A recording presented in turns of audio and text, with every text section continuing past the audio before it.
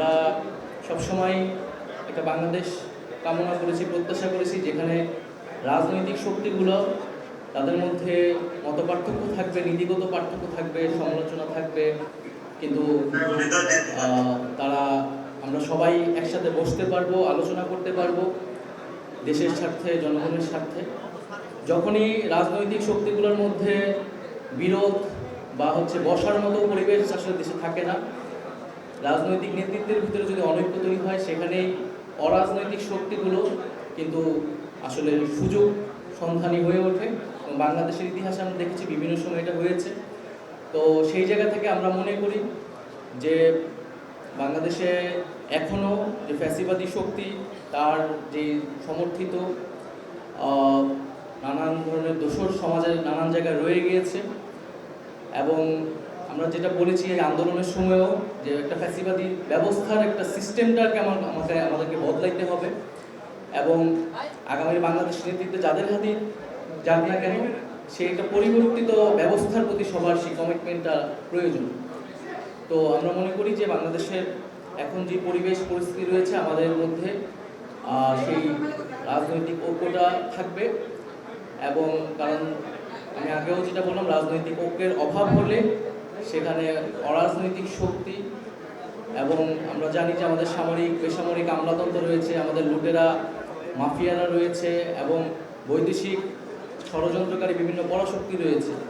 এবং বাংলাদেশে দীর্ঘদিন নতজানু পররাষ্ট্রনীতির আন্ডারে বাংলাদেশকে রাখার চেষ্টা করেছে বিগত সরকার।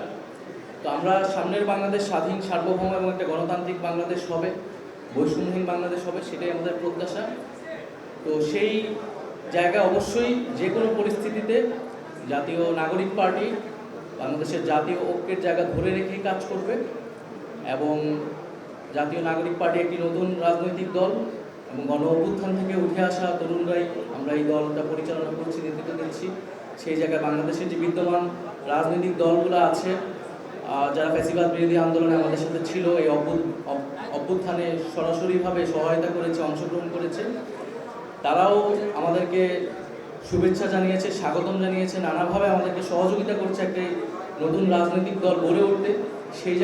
সেই জায়গাতেও আমি জাতীয় নাগরিক পার্টির পক্ষ থেকে বিএনপি সহ বাংলাদেশের ফ্যাসিবাদ বিরোধী রাজনৈতিক দলগুলোকে আন্তরিকভাবে ধন্যবাদ জানাচ্ছি। এবং আমরা মনে করি যে আমাদের যে মুজিববাদের বিরুদ্ধে আমাদের যে লড়াই হয়েছিল, গণ অভ্যুত্থান হয়েছিল, সেই লড়াইয়ের স্পিরিটটাকে আমরা ধারণ করব।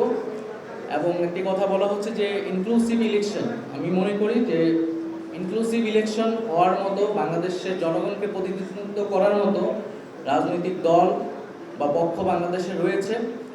5ই আগস্ট বাংলাদেশের জনগণ যেই শক্তিকে পরাজিত করেছে, মুজিববাদ এবং আওয়ামী লীগ, ফ্যাসিস্ট আওয়ামী লীগকে বাংলাদেশের জনগণ আসলে বিদায় করেছে।